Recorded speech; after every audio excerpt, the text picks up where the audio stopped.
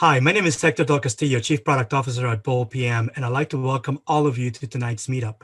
And the topic for today is how Salesforce has become a leader in analytics. And we'll be discussing a little bit of the history of the company, but also how it went from being a CRM company to being a leader in analytics. And as we are covering this material, we're asking people, all of you, that you can actually ask questions via the chat, but also be able to, we'll have a Q&A at the end, and we'll be doing this. Some of the questions that we can, as I cover material, I'll cover them if I can as I go along. So I would encourage all of you to type in any questions you might have about Salesforce or any of its products. And I'm going to go over not all of its entire portfolio, because it's got quite a bit of portfolio, but we're going to go over high level the best-selling products and the ones that started the entire company. So we're going to focus on answering this question. How did Salesforce go from a leading CRM company to being a leading analytics platform vendor that is a global company in 21 years? Because that's what they've done. They actually got started in 1999, and just in March of this year, they turned 21. And they're already a multi-billion-dollar in market cap company. So we're going to talk about a brief history of Salesforce. We're going to talk about its analytic product, which is the Einstein Analytics. We're going to do some demos of that. And we're going to talk about some key takeaways and then do Q&A as well. So first of all, let's start with a brief history of Salesforce. And for that, what I've done is I actually have this video of the founders, and I'm going to play this video. So let me just play it. That's the front door to Salesforce.com International Headquarters. Well, this is the beginning of Salesforce.com, and we are going to start working next door to Mark Benioff in an apartment up on Telegraph Hill. And it's going to be Frank, Dave, and I, and we are going to probably work here for 6 months to a year. Ollie's laughing at me. And we're going to just really enjoy it. It's going to be fun. This is our first day. It is totally unbelievable. The view will blow your socks off. This is occurring on March 8th. They start operation. 1999. 1999. There's no furniture, no desks, no computers, but it's coming. And it's going to be awesome.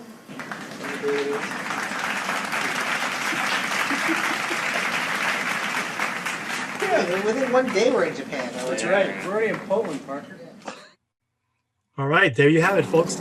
This video is actually available on YouTube, and actually I'll provide you guys the link.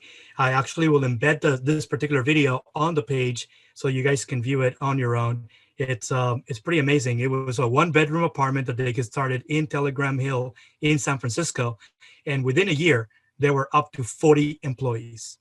We'll talk about their success and how it actually happened as part of our discussion today.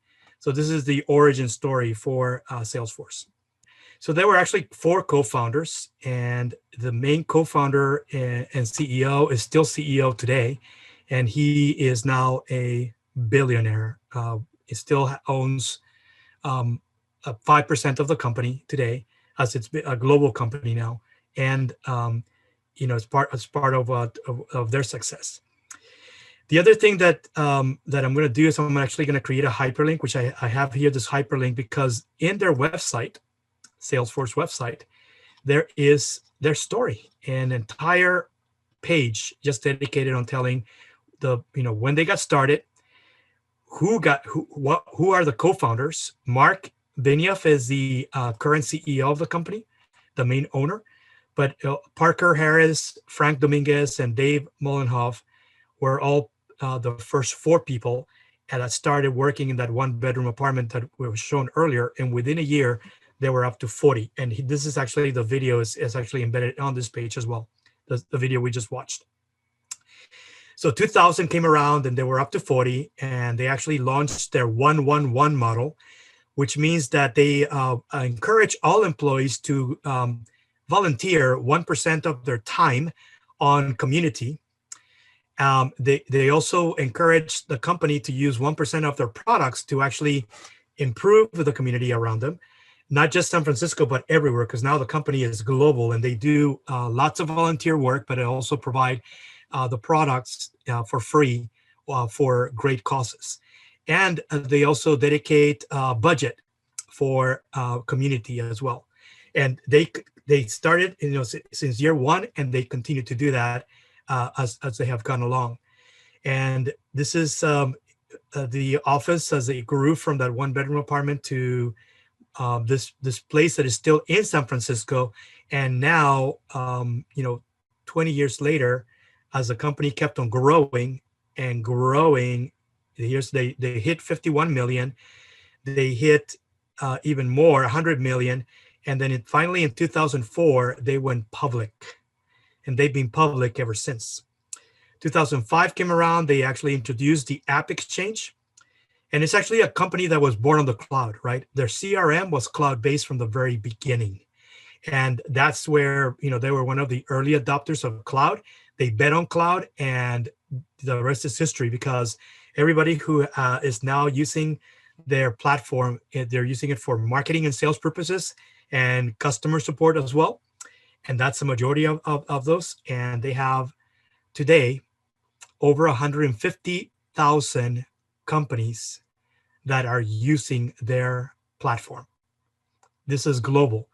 Some of the ones that are, worth mentioning: Amazon is a Salesforce user.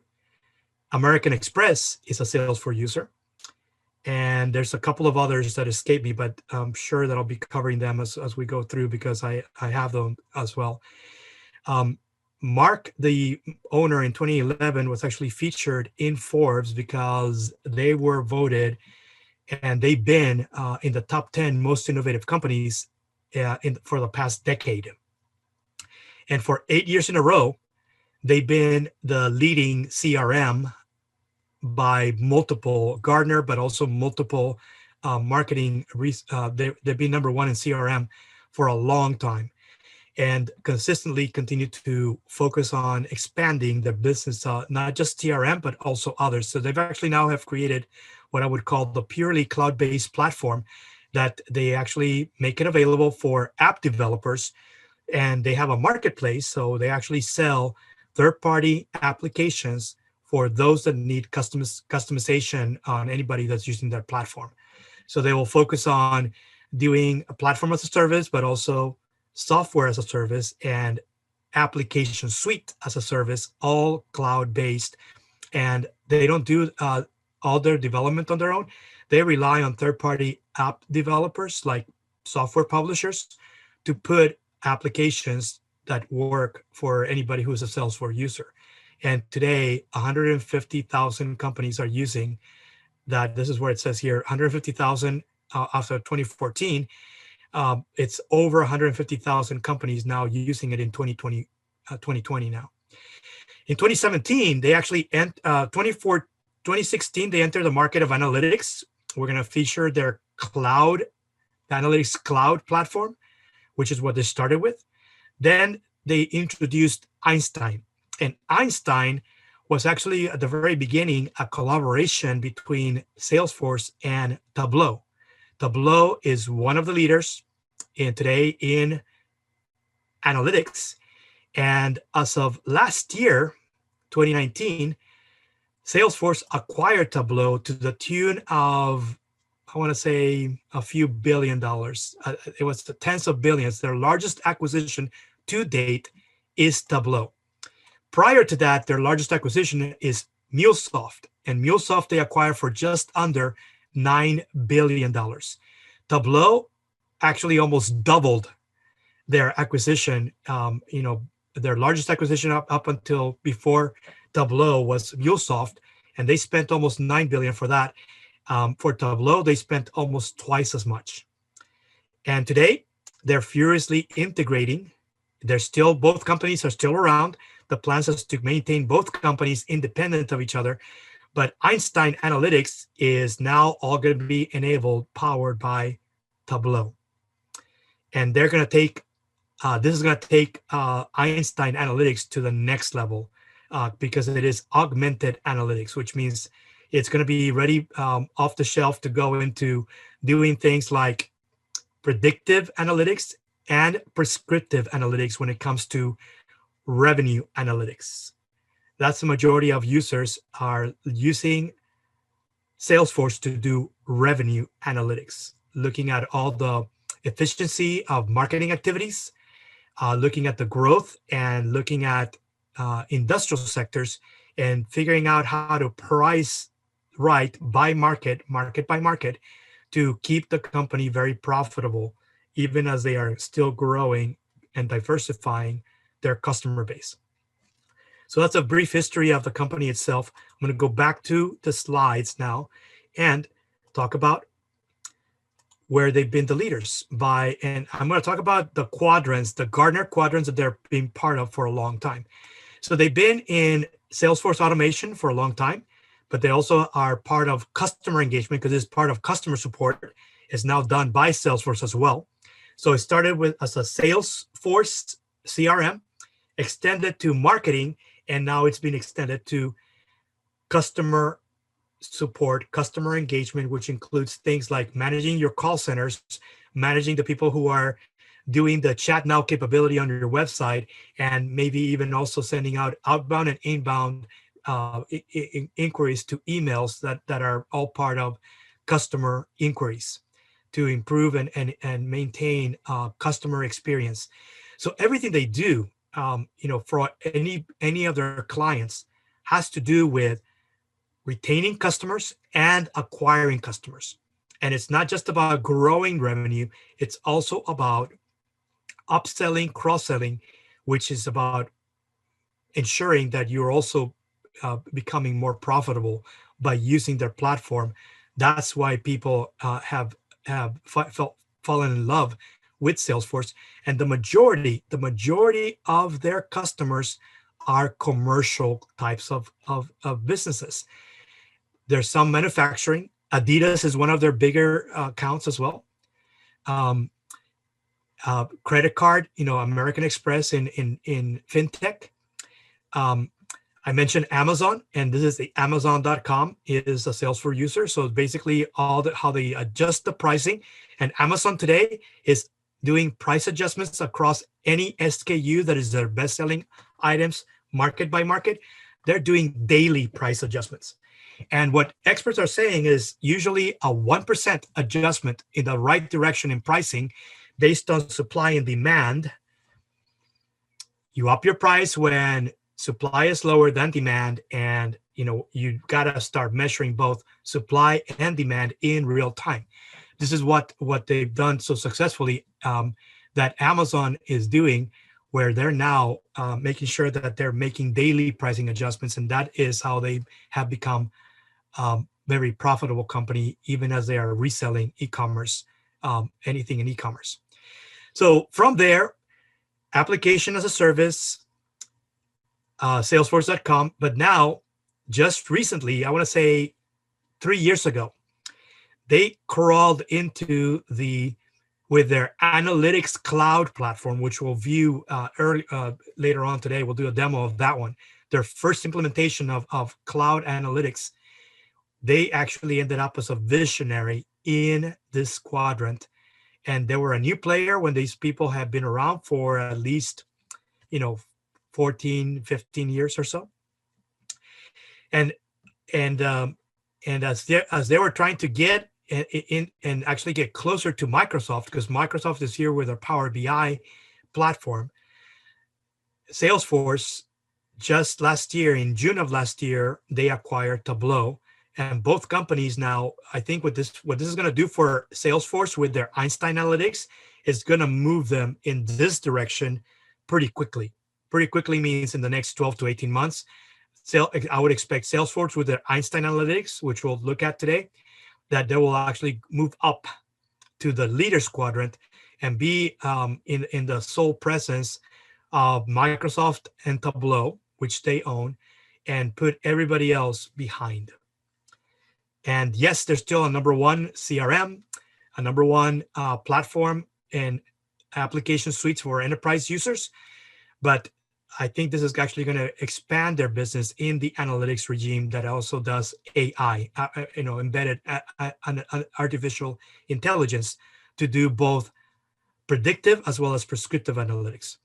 Here's also from earlier this year, and actually keep in mind, both of these, this is the latest implementation, but this is Salesforce before doing the merger integration with Tableau, right? So this is before the acquisition, and this is still before the acquisition, even though this was published here, because the merger integration is going to take probably about 3 years or so to complete, just based on the size of both companies. Tableau is already a few thousand people, and Salesforce is tens of thousands of people worldwide. So merger acquisition is going to take, integration is going to take some time. And right now we're still seeing that they haven't really achieved what the synergies of the reasons why they actually acquired Tableau. If you look at the customer's point of view, you see that there's two platforms that are preferred by customers. These are the ones that have the highest rating by users compared to anybody else. When these are all just based on peer customer reviews of the users of these platforms. So Sisense and ThoughtSpot are number one as far as choice for the customer. Salesforce is down here, and Tableau is here. So both of these companies need to do some work to try to keep up with the new players, which are ThoughtSpot and Sisense, because these are the people that have been benefiting for the last 5 years. They're ease of use. They have a no-code solution. They just you don't need to do any programming. They just work off the shelf, right? It's a turnkey solution that is easy to do the integration installation and then just get the benefits immediately after you turn them on. This is why customers like these two tools so much. Both Salesforce and Tableau have that as a weakness today, and they're going to have to work together to figure out how to move into this quadrant by focusing on improving the customer experience for analytics alone, because this has to do with just the analytics capability, nothing to do with the CRM capability of Salesforce. So these are two side by side. So this shows that the one is here, the other one's here, but both together, they're not even close to Sisense or ThoughtSpot as far as really being perceived as being high value with no additional investment required. You just start turn on the plan and you start using it and getting the benefits immediately. That's just the promise of Sisense and ThoughtSpot as well. So here's some of the things that Solutions Review is saying. Solutions Review is basically a publication that actually reviews third-party reports, and they kind of put it all together. This is what they're saying about Einstein Analytics and data management, no-code AI, discovery and analytics. These are the strengths of the Salesforce Einstein Analytics solution. And the strengths are embedded analytics. You can do literacy of ecosystems and developer marketplace, because you have lots of developers that can actually do very specific things when needed. Salesforce doesn't have to devote developers. They have third-party developer partners that can do customized development for specific types of companies. And they also can support large deployments, meaning global deployments. And some of the cautions: threat to augmented analytics, losing the lead. And basically, I pointed out earlier, the main weakness right now for both Tableau and Salesforce is that they're not viewed as a great, easy to use tools that just provide a lot of benefits up front. It takes some work and some development to get them to actually start, for customers, for users to actually reap the benefits. And that's kind of the downside. The other downside is that they tend to be more on the expensive side. And that's, I think, is a problem for both Tableau and Salesforce, both. And then the rarity of use as enterprise standards as well. And let me get into the highlights on the products. And we're going to be highlighting a few of these. So I'm just going to basically go over these, but for your benefit. Here's what they've done is they have mobile responsive applications. that work off the shelf with no code. And pretty easy to connect multiple types of things. Here are some of the examples of some of the users that are using their platform today globally, and the number of integrations and customizations. And they're doing this through many of the third-party application developers that themselves are mid-market companies today, because they get lots of business. Here's a kind of a brief explanation of their of the entire architecture of their platform. They have an app management and deployment control. They can actually do infrastructure and interconnect between different infrastructures, and they have the most available. They also do a lot of metadata, type of things that can go across for anyone that's doing different functions, business functions.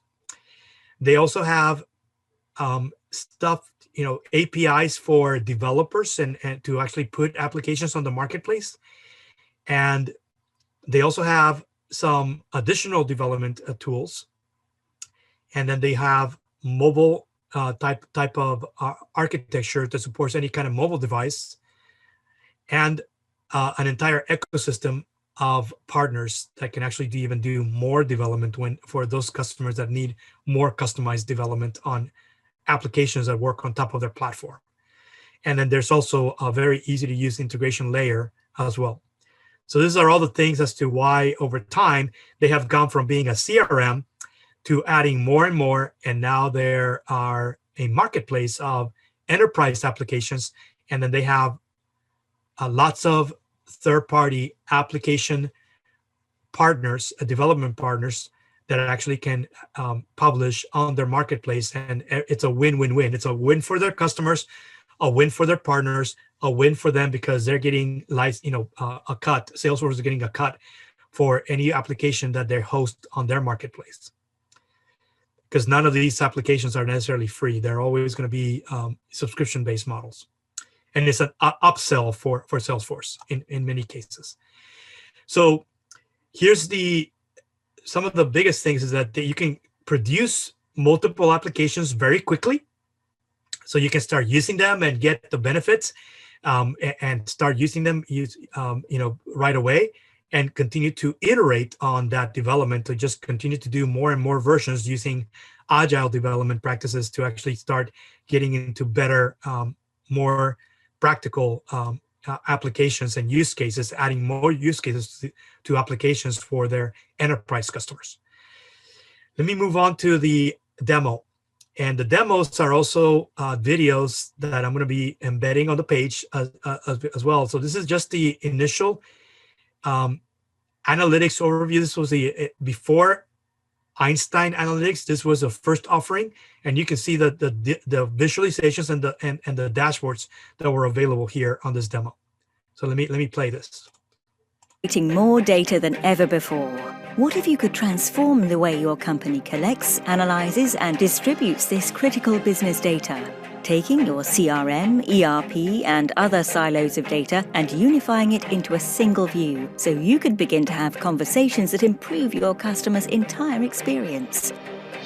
Salesforce Analytics Cloud revolutionizes the way you understand and refine new strategies around your business. Finally, sales, service, marketing, even back office teams can get immediate insights without the need to log IT requests, helping them ask the right questions that uncover new opportunities to connect with customers. Like which sales channels are performing best in each country, across each product, across each rep. How marketing pipeline is trending over time.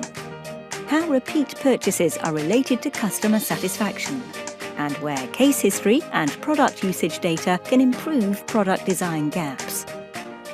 Now, users get personalized self-service analytics with rapid and responsive filtering, visualizations, drill downs into every nuance, and a way to take immediate action like triggering a campaign. It's powered by a new innovative wave technology, And since it's built on the Salesforce One platform, it's cloud scale. Secure, trusted, instantly mobile, and up and running within days. And it's extensible through an ecosystem of pre-integrated data sources in the App Exchange. Telling a big story about your big data has never been easier. Drive your company's own data revolution with a Salesforce Analytics Cloud.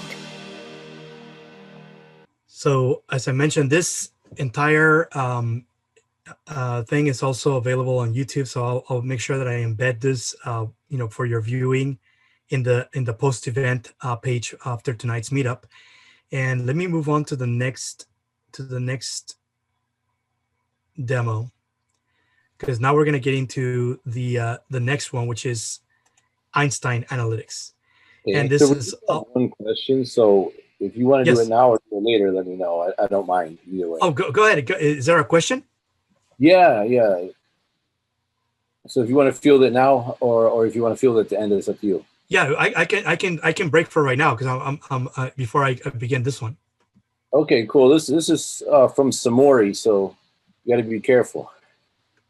Now he was asking, how can they bet on the cloud when the concept was still forming when they started out? So he was curious if you can expand a little bit more. Were they offering the data center service space to the development environment or to app publishers, or how did that work?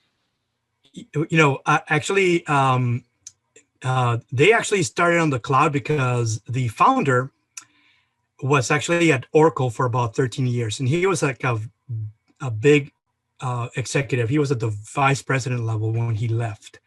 He founded the company, and actually Oracle is one of the first investors in Salesforce.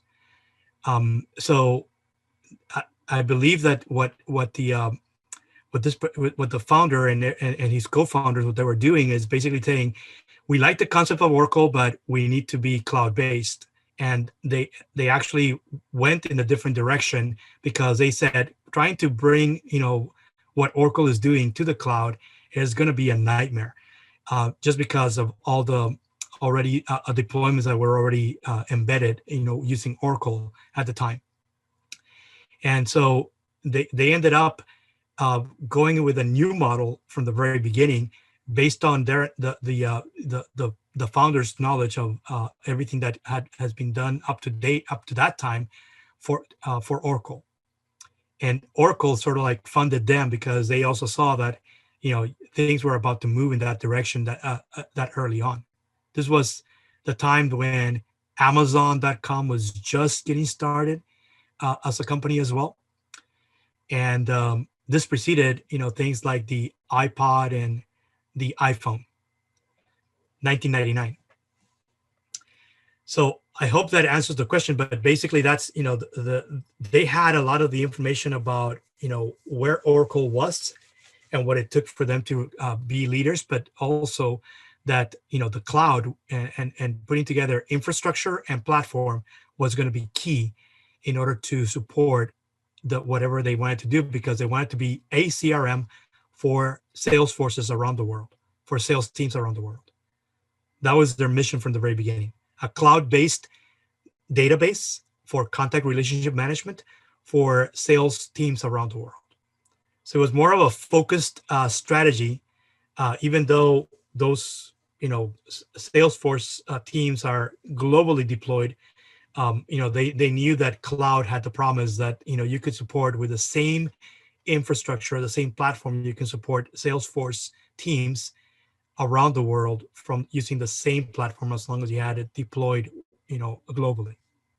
And so they focused a lot on making sure that their architecture was scalable from the very beginning.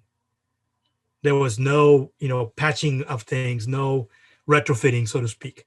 And maybe Philip, you can talk about what happens when you have to do a lot of retrofitting to, when you have deficiency in your infrastructure and platform.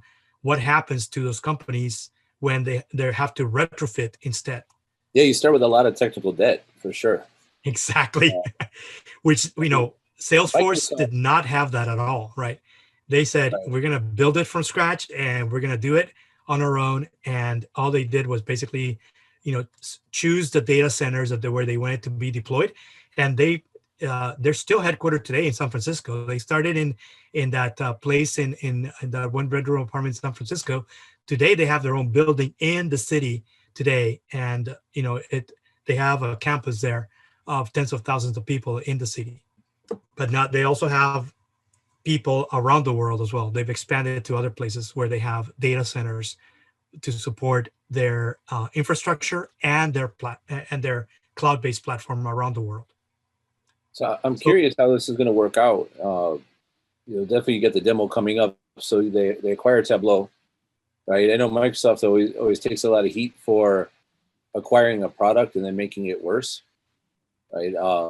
Not that they do, but you look at LinkedIn or you look at Skype.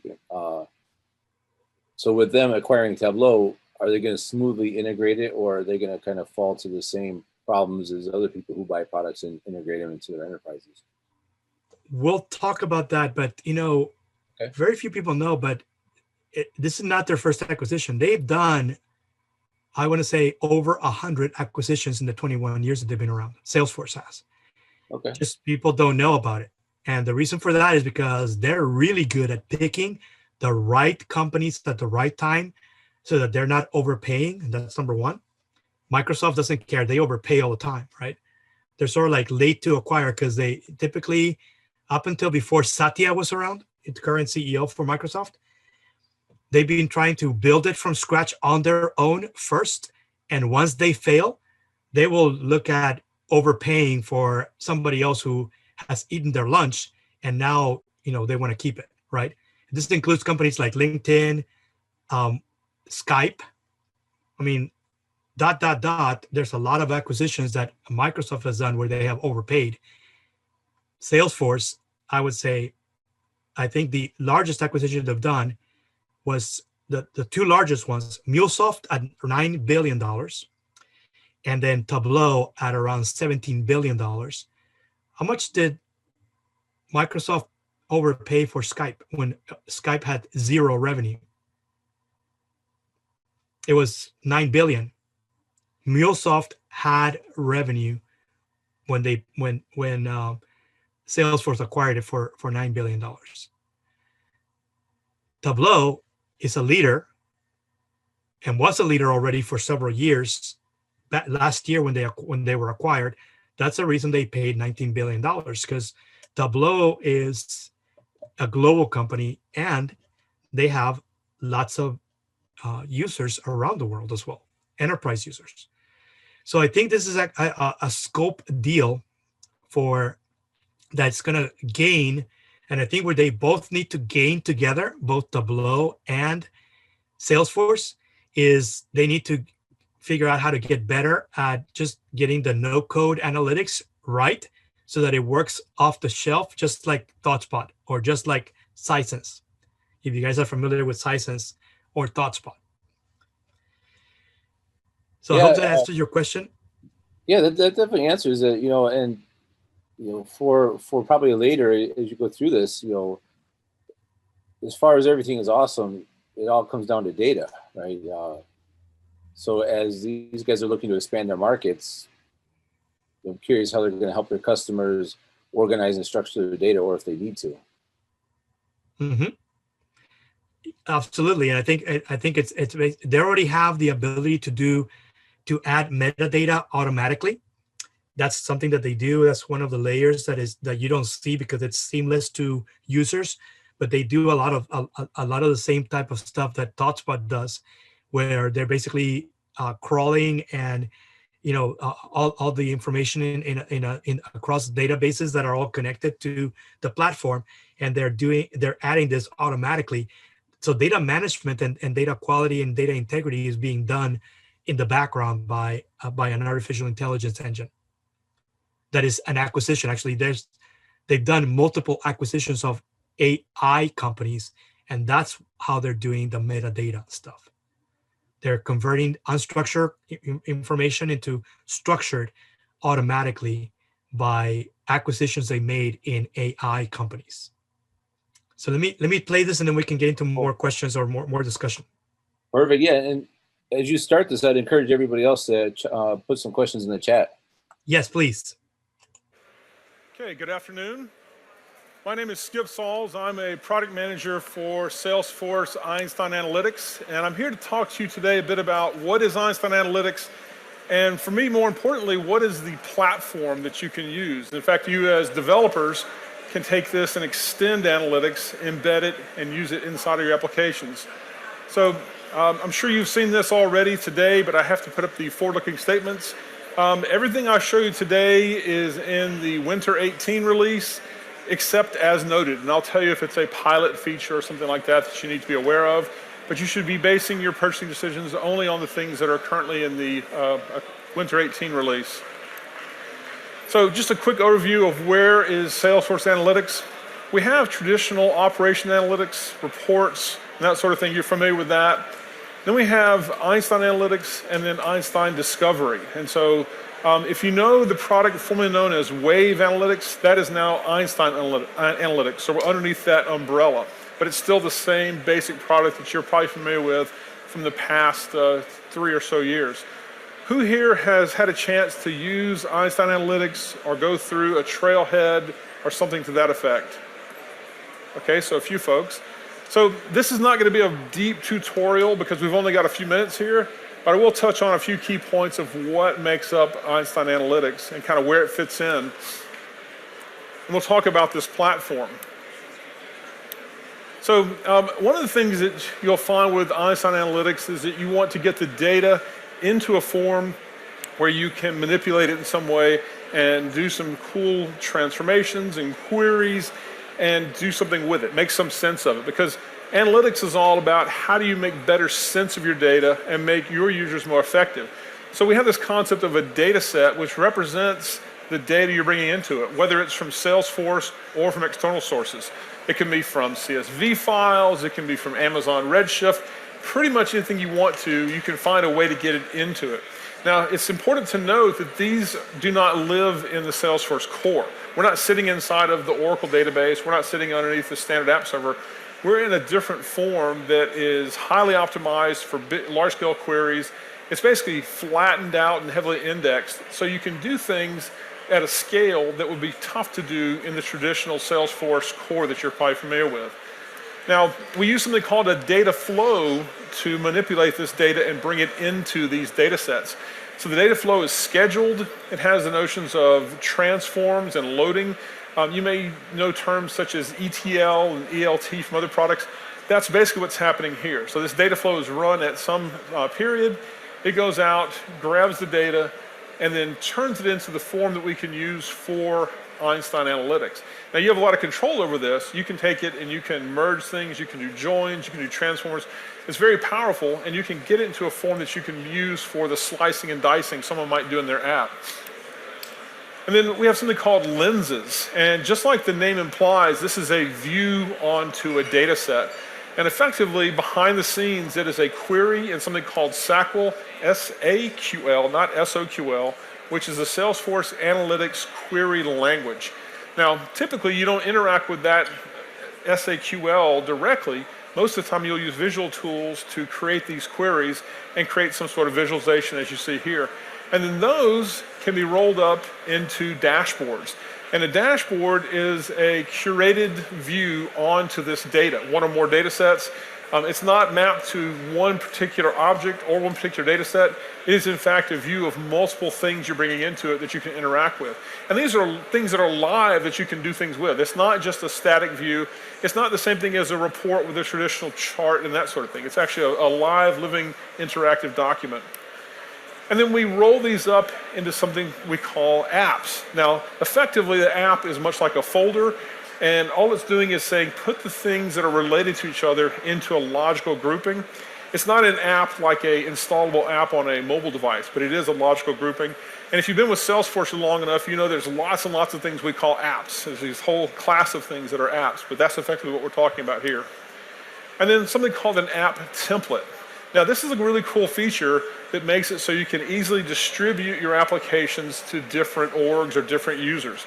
And this is important because traditional packaging in Salesforce is designed for the metadata, but not really the data, and it's meant to install and go off and use it. The template lets you go in and change these definitions, these data sets, dashboards, and so forth, so that it matches the shape of your org. So the template is a live, living, interactive piece. It even has some programmatic pieces. So if you want to, you can use Apex, you can use Visualforce, and you can custom tailor these apps to fit your particular needs or the needs of your customer. So where does this all fit together? Well, we have this thing we call the Einstein Analytics Developer Experience, Eadx for short, and this fits into the larger Salesforce platform. In fact, we try to leverage Salesforce platform features wherever possible. So where there's a feature for packaging or for metadata or for APIs or for components, we use that. The only time we would not use a feature that's built into the platform is if something doesn't exist or it's somehow not suitable.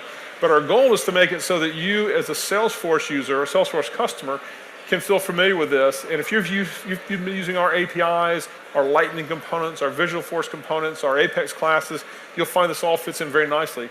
And I'm going to show you that in the demo here in just a second. So this is kind of the whole spectrum of things. Again, some of these are unique to Einstein Analytics, particularly things like the templates, but a lot of this is just built on top of standard Salesforce platform technologies. So let's go into a demo, because I know that you don't want to see slide after slide. So let's talk to the live demo and show a few things. So we'll bring this up here. And this is a demo we built just for Dreamforce with several little areas here, all sitting on top of the Lightning experience. If you want to see more details about this and how it's built, there's a demo pod back here in the developer forest that says Einstein Analytics. All these are there. And several developers from my team, as well as Einstein Analytics specialists, are there, and they can walk you through and show you pieces of this. And if you're interested, just find me and ask about it. I'll show you the code, we can dig into it. I love showing what happens behind the scenes, because you oftentimes miss that at events like this, where it's mostly kind of outbound marketing type stuff. So I like to say, well, let's look behind it and see how it all works. So let me show you the Apex, or the SDK demo rather. And this is actually built using Lightning components and some Apex and our dashboards. Now, the dashboards are something we're going to build in Einstein Analytics, and we can expose into this demo here. And just to show you this here, I'm going to bring up my leaderboard. And this gives a good example of an application that's been built using Einstein Analytics as part of our sales analytics offering. So this is an app for Sales Cloud. We have similar offerings for service, for finance, health, etc., all built on top of this platform. Now, in this dashboard, you can go into it and you can interact with it by clicking inside of these filters and selectors here. So you can say, well, show me things for the CEO, show me for the forecast category pipeline, and then say update. And you'll see that the dashboard changes based upon that. So this is the traditional view where you're going into analytics to use it. Well, one of the things that we want to do is change that a bit, because a lot of times you already have an existing model for your UI. You've got an application you spend a lot of time on. You built it in either Classic or Lightning. And you say, I want to surface this view for my users, but I can't train them on everything in analytics. Not everybody wants to or can be a data scientist or data analyst. That's not their job. We have a lot of great tools for those users, but a lot of users say, hey, just show me what's relevant to my work, make me more effective, whether I'm in sales, service, or some other role. So let's control this dashboard from Lightning. Now, who here is familiar with Lightning components and Lightning events? So a few people here. So the basic idea is that all of these components that make up Lightning Experience, excuse me, have a standard contract, which is to say, what are the attributes and what are the events and what are the methods that I can interact with? So this is basically how it talks to the rest of the world. So you as a developer have a lot of power to say, I want to allow people to set these values or fire these events. I'm going to listen to those and respond to them. I'm going to in turn fire events that something else listens to. It's a great way to build a component-based app. All of Lightning Experience is built on this same framework. So we've taken that and we've built some custom components over here on the left, and we've got our dashboard inside of a component as well. And what I'll do is I'll pick a data set, such as opportunities, and I'm going to pick a dimension such as the opportunity type, and this is going to go and find all the possible types here. At least it should. Well, we should see a list there. Let's try to refresh our view. Sorry about that. Maybe my network has just gotten incredibly slow. I think that's part of it. Everybody stop tweeting for a second. Maybe the bandwidth will free up. So while we wait for the network to recover, the basic idea is that we should be seeing a list of forecast category names. And now you know it's a real demo because it's not working. And my network seems to have totally died. Well, that's perfect timing. So I'm gonna skip over to the time he gets. There we go. Again, sorry for the difficulty there. Now let's try this again.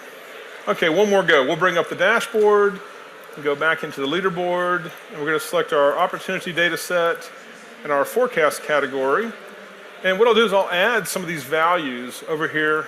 And this is all using standard Lightning components. By the way, if you haven't tried the new Lightning components that are in the winter release, things like this dueling pick list are very easy to use. They're all baked in. And down below here, to show you kind of what's happening, I'm building up this payload in JSON right here. And you can see here the forecast category name, omitted in best case. So behind the scenes, I'm just building up the payload. When I click fire, that fires it and the dashboard reacts to it. So again, the idea here is that you can tie this to your particular UI. Now you wouldn't give your business users that UI. This is purely for developers to kind of see how it's all done. Great for demos and that sort of thing. But in your actual app, you'd be selecting things in a record view, a list view, various controls and that sort of thing. And you can say, take all the context there and create the event to fire for the dashboard to listen to. Okay, now who here uses Apex? Okay, a few folks. So if you're not familiar with Apex, that is the server-side language of Salesforce. It's not Java, even though it looks a little bit like Java in places. But the cool part about it is you can use that within your applications to custom tailor it, and you can package it, distribute it. You can test it. It's baked into the platform. It's our standard language. Now, in previous iterations of Einstein Analytics, everything had to be pulled into this data set externally and used there. But now we can pull in things from something called the Apex step, hence the name, the Apex step demo. Now, the basic idea is that with the Apex step, you're going to go and hit an Apex class, an Apex controller, at a REST endpoint, and you're going to get the data back and display it directly in the dashboard. Now, this is important because there's times when you need something that's live, that's not part of the piece that's in analytics. Because analytics is always going to be only as fresh as the last time the data flow was run. So in this case, we're going to get it directly from force.com, hence it's the updated record. Now, what we've done in this little test here is again built something for fun, which is a Apex step editor. And in this case, I can pick things like the donut test. And I can see the actual JSON payload that's expected by the dashboard. So here I can go in and put a value like 445 and maybe 223. When I click update, you'll see the chart on the right-hand side there update dynamically. Now, how do we do this? I'll tell you the magic behind the scenes here. So this Apex class, when you update it, it writes out the record using standard SOQL Salesforce object query language, and that causes a trigger to fire. The trigger fires, and it fires a platform event, which I'm listening to on the client, and I tell the dashboard it needs to update itself. So we're using all these things in Salesforce to give us this round-trip experience. So we're using Lightning, Apex, platform events, and Einstein Analytics all together inside of the app. Now, to round this out, let's go to the Twitter Live version of this. In this case, we're using Apex a bit differently. We're going to use call-outs to hit a Twitter endpoint to do searches and so forth and show you what's happening with it. So in Apex, if you've used it, you know that you can make a HTTP call out to some endpoint, grab the data, and then do something with it. In this case, we turn it around and we massage it a bit and return it back to the dashboard in the expected form, similar to what we saw in the earlier demo. So in this case, I've got various hashtags here. And the cool thing is even this list is controlled by Apex. And I'll show you why here. So I'm going to go here and bring up the hashtag. And this is a Lightning component that edits the S object. I'm going to move DF17 down. And I'm going to add one here at the bottom. I'm going to put in my demo just for kicks. And I'm going to click update. And you'll see it updates on the right-hand side. And you'll see my demo has appeared at the bottom here. So that's a live update there. And every time we do this, we can move these around. Move Hilo up a little bit. Oops. Click update again, and you'll see it update in the list on the right-hand side. And this is true for the usernames, the hashtags, etc. And every time I select one of these, it's going to go off and refresh the data, pulling it from Twitter. So I can say, well, let's look at the trailhead tweets here, like so. And you see various stats being displayed there. So again, it's going into Apex, out to Twitter and back. And it gives you an idea of the kind of speed you can get. Now, you have to keep in mind, though, you still have all of the limits of Apex. So in terms of the number of callouts, the data size, the heap, all that still applies. So don't expect to do full-bore, large-scale analytics with it. But it's great when you have live data you want to pull into the dashboard. And you can even put in a little update thing that says, go off and update this every 3 seconds or so. And this is kind of cool until you blow out your limits on Twitter, which I've done a few times. So you have to watch the limits there as well. They've got API limits and so forth. And if you're talking to someone who's tweeting, they could tweet on one of these subjects and you can see the live results appearing in the dashboards. Okay, I'm just about out of time, so I'm going to pop back out here and open it up for Q&A, but let you know that afterwards, I'll be here around for a few minutes. All right. So again, I'll put this information in. It's actually part of the, it's also a YouTube, and I'll also be talking about some other upcoming events that are coming up, I think as early as next week from Salesforce. There's also work.com is actually one of their newer apps. And this particular app was actually implemented for organizations that now have all of a sudden workers, that are not in the office environment anymore. Everybody is remote, working from home, right?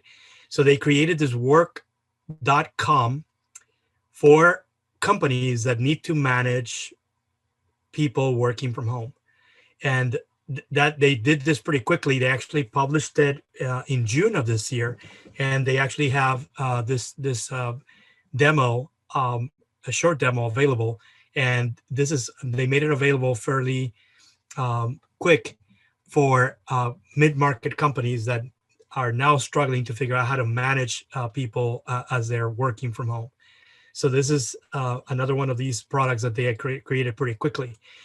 And they also have a website for Einstein Analytics. And if you're interested in getting more use cases, I'm going to show you. I'm actually logged in.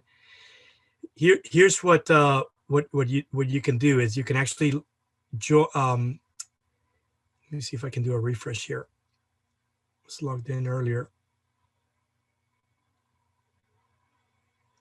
So it's a guide to AI use cases. You go in here and then you tell, hey, I want to get started. And then you say, okay, what are you looking to do? What are you looking to do? Marketing, sales, customer service, commerce, finance. So let's say I'm going to do marketing, right? What are you mostly interested? I want to look at conversion rates. What's my efficiency on my return on my marketing? And from here, and every time I'm clicking, it's actually giving me a specific use case and highlighting how this particular organization is using that specific capability, using Einstein Analytics for marketing and keeping track of marketing activities. If I click on a different one, then the use case changes, and that's all of this is done by, it's an automated type of website that based on what you select from the very beginning, it gives you the right use case without having to, go to a different location or redirecting you to a different website. So that's the that's what they're starting to do right now as far as automating of some of these things. And I think at this point, I want to open it up. I'm going to embed this other video because there's actually another video that I found on 15 things that you didn't know about Salesforce. There's also an acquisitions, and it's on Wikipedia. I can show you all the acquisitions they've done in the last 21 years. Not just the two I mentioned, but all the other ones. Here's a list of all the different acquisitions they've done in the last 21 years. So as you can see, there's actually a lot. And the biggest one is MuleSoft, and then now it is Tableau. 15.3 billion is what they paid. I thought it was more than that because I thought I had, yeah, 15.7 according to VentureBeat. So that list is available on Wikipedia. So I just put a note in here, hyperlink to the Wikipedia page of Salesforce. I'm going to put these links live on the post-event page as well, so you guys can actually go directly to any of these resources that kind of you can learn more. And I think at this point we're ready for any questions. Hey, Philip, I was going to ask you, have you had any inquiries regarding the portal you had put together earlier this year on tracking COVID-19 cases? No, I never had any inquiries. Okay. You know, I think maybe I was talking with you about this. I don't remember. This kind of platform is pretty interesting. You know, we're ThoughtSpot partners. I'm familiar with Sizence, so I'm curious to see how this plays out. I know that an area that nobody really cares about, if I can put it that way, is analytics when it comes to companies that want to pay for things. But I'm really expecting, with so many people working from home and the need for a remote monitoring and a remote view into your environment when you're working from home, I really expect that to change, especially with platforms like this. Mm-hmm. Yeah, and I'm thinking that all of this is going to be, I think, just opportunities for organizations that don't have to necessarily do a lot of the heavy lifting, because what they do is they just take what they can turn on, and then very quickly they can customize what they have, because they can interconnect on the back end the platform to any database or databases that they have access to today, whether it's Oracle or SAP or Azure or AWS. Those are all the different things that the platform can interface to today pretty quickly, Right. with without doing a lot of integration work. Yeah, I mean, I'm curious to see this in a real case, because the devil's always in the details, and everybody wants to sell you on how easy it is. I mean, right? Nobody's going to tell you, hey, it's really kind of hard. Mm-hmm. So I'm curious, what does it take to, how awesome is their AI engine, to turn your unstructured data to structured? I'm guessing there's some manual mapping that has to be done. I'm guessing you may need to work with one of their engineers to do that. So I think it looks awesome, but I'm curious, what does it really take someone to implement this in their environment? Yep. Well, I can tell you that their equivalent of a conference is usually a week-long conference that happens in December of every year. This year, because of COVID-19, it's 100% virtual, and it's actually going to be like a month long. So as opposed to doing it all in 1 week, because they normally do it at the convention center in San Francisco, usually about 170,000 people attend that week of Dreamforce. This is Salesforce, right? They're now doing live online and live streaming events starting next week. And I believe you can sign up for free. This is the information. I'm going to send this to you guys via chat. I'm going to post this also on the comments, because I just looked at it and I realized that now it's starting next week, according to what I just read. And they're going to have multiple days, and I think a daily activity, at least one or two things each day, starting next week all the way through middle of December. And that's going to be, because it's virtual, I think a lot of it is going to be, all you do is just sign up, and you can sign up on this page that I just sent you the URL, and you can sign in using any of these, using your LinkedIn profile, your email, Google, or Salesforce if you're a Salesforce user. And you can actually get in for free and attend anything on the schedule for starting next week. Cool. And this would be something that you might want to do if you want to attend anything that has to do with artificial intelligence. Philip, I would recommend that you talk to you attend any of the things that are coming up on the schedule in the next few weeks or so. Yeah, interesting. I'll have to check it out. I just posted directly under yours. I posted one for ThoughtSpot. ThoughtSpot's having something on the 9th and the 10th of December. Yeah, I was talking about that earlier, and I was actually asking if anybody had information. So I'm glad you did, because I saw it, and then I just completely I didn't have any information, but I was planning on adding it to the comments on the Meetup page as well. Okay, cool. Are there any other questions on regarding what we just saw? Salesforce and the platform and the analytics solution that they put together.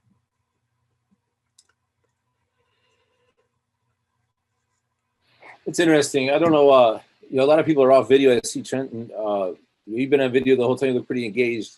Got any thoughts? Trenton, you're on mute. No, no, I don't have any thoughts. It was pretty. Okay. Let's see. It looks like Eric's back. Is that his name, Eric? Yeah, sorry, I had some internet trouble. You will be posting a link to the YouTube video, right, that you played? Actually, I will actually on the post-event page, I will embed all the videos of the demos that I found. This particular video, the last demo was from a Dreamforce 2017, which is December of 2017. So it's already a couple of years old. But Dreamforce 2020 is going to be virtual, and it starts next week. And you can sign up for free and then attend anything, because they're going to do at least a few show and tells each day for almost an entire month. Typically, this is a 1 week long conference that they do at the convention center in San Francisco. It's attended by about 170,000 people coming from all over the world. And now it's going to be 100% virtual starting next week. So you could actually see some of those live. And often when you sign up, I've been attending some of these virtual conferences in the last couple of months. They usually will do a live event, and then they will turn around and send you the video playback. And sometimes they're available almost immediately. And you'll get a link automatically where you can go and just do the video playback almost like instantly. So yeah, I see there's a couple of existing, there's a whole series of these training videos here. Yes. Yeah, they have their own YouTube channel, and there's already a lot of training that is available off of their YouTube channel. And some of it is training for developers. Some of it is just training for, like demos for use cases for users, not developers. And that you can just find a whole range of things there on the YouTube channel that is Salesforce channel. But the ones that I found, I'm going to embed on the page itself, so you'll have access to those directly from the post-event Meetup page.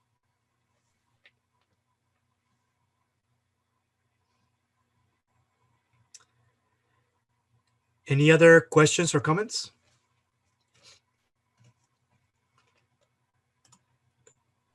I think Samori left early also, but I wasn't really sure if Samori left. He said goodbye in the chat.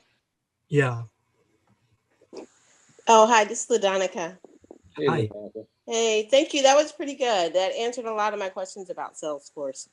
So I'm actually going to log in and sign up for the Dreamforce conference. So thank you. Yes, you're welcome.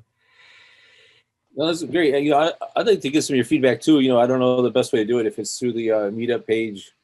But LaDonica, if you attend some of the sessions, I'd like to hear what you think about it, because that may help me jump on too. Okay, it would probably be through LinkedIn would be the best way to reach me. Okay, cool. Yeah, and here's our contact information as well. And I think that, do we have their, yeah, this is Philip's website, and that URL that's shown here this is my LinkedIn profile, so feel free to connect with me. I'm going to see if I can also at least register for Dreamforce 2020 and also for the ThoughtSpot conference, because I think that's going to be interesting as well. That starts also in December, right? You said, Philip? Which one? The ThoughtSpot? The ThoughtSpot, yes. The ThoughtSpot, yeah, December 9 and 10. Okay. So we should also announce that on our next meetup will be on December 3rd. So it will be actually before that ThoughtSpot conference. We'll have to post that information on both pages so people can sign up.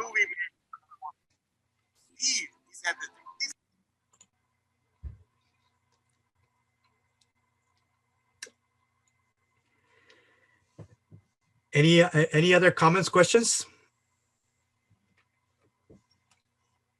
I think we're on time. The only thing I'd like to add, Hector, is if anybody tries any of these products, talk about Salesforce tonight or, ThoughtSpot sizes, if anybody gets any experience, looks at a demo or anything like that, I'd love to hear some feedback. Yep, for sure. Cool. I mean, I'll do the same, by the way.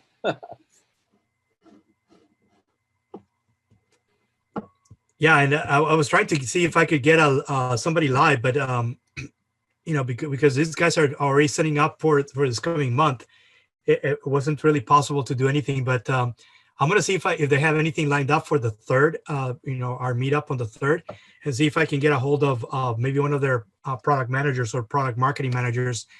See if we can get like a live stream demo for our December meetup. That could be a possibility. Yeah. And we could probably do the same for ThoughtSpot as well, Philip. See if we can approach them. Yeah, we definitely might be able to do that. So, and if you guys learn anything at all, feel free to post information on the meetup page on the comments. We'll reshare them with everybody on the meetup. Awesome. Sounds great, man. Thanks. Thank you. All right. I'm going to stop sharing my screen. Thank you. Yes. Thank you so much. Let me go ahead and... Next one is the 3rd of December? Our next meetup will be December 3rd. Yes. Yeah. That is correct. You.